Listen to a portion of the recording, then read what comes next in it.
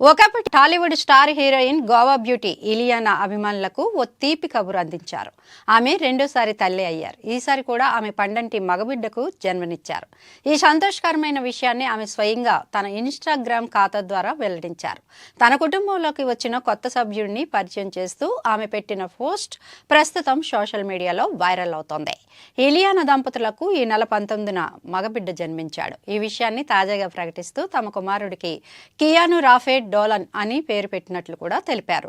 చిన్నారి ఫోటోను పంచుకుంటూ మా కుటుంబంలోకి మా రెండో అబ్బాయి కియాను రాఫే డోలన్ కు స్వాగతం, మా హృదయాలు సంతోషంతో నిండిపోయాయి అంటూ తన ఆనందాన్ని పంచుకున్నారు. ఈ వార్త తెలియగానే అభిమానులు, సినీ ప్రముఖులు ఆమెకు శుభాకాంక్షలు తెలుపుతున్నారు.